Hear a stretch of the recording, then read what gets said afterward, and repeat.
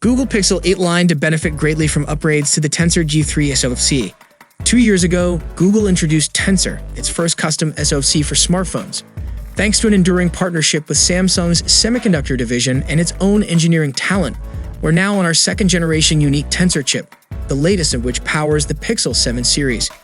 Even though the project receives some criticism for its lack of absolute top-tier performance in favor of AI smarts, there's no arguing with the success of recent Pixel models.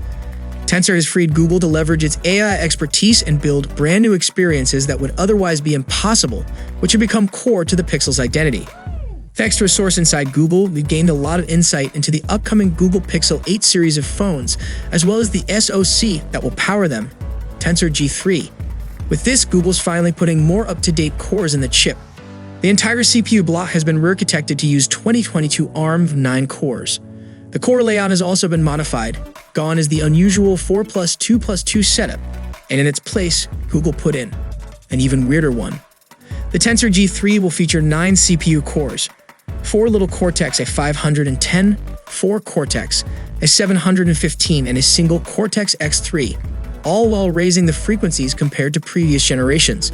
This should lead to a considerable performance uplift and should make the Tensor G3 match the performance of the other 2022 flagship SoCs.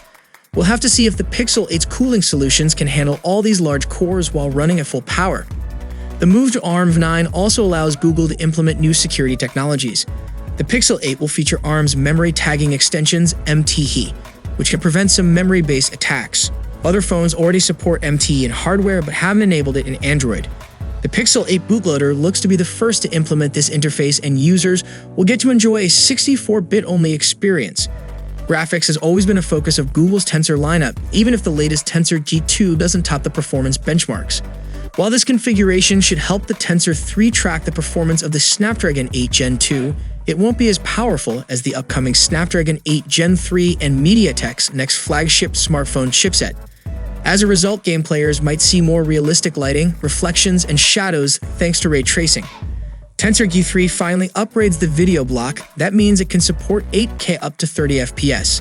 It is important to note that, as of now, a special internal version of Google Camera used to test the Pixel 8 series does not support recording 8K video, and in my opinion, it's unlikely it ever will. Pixels already struggle with thermals while recording 4K, not to mention how quickly it fill up the storage. Tensor G3 includes a new version of Samsung's US controller, which now supports US 4.0 storage. 4.0 is a major upgrade over 3.1, doubling its theoretical speeds and improving efficiency by up to 50%. Other flagship smartphones, such as the Samsung Galaxy S23 Ultra, already feature US 4.0 storage. This upgraded controller will allow the Google Pixel 8 to catch up and close the gap. That's everything you need to know about Google's upcoming chip. Tensor has given Google more control over the direction of its smartphone brand while providing experiences you can't emulate on rival handsets. That recipe is going to be critical to the upcoming Pixel 8 series. Unlike Tensor G2, which was a more minor refresh, Tensor G3 seems to be a bigger upgrade. Google is looking to become competitive in general applications processing, and with the CPU and GPU upgrades it's making, it might just do it. So how do you like this new processor from Google? Will it be able to overcome the flaws of last-gen Tensor G2? Share your valuable thoughts below in the comments section. And if you guys enjoyed the video, then a sub to the channel will be massive, and I'll see you guys in the next one. See you for the next time. Peace out.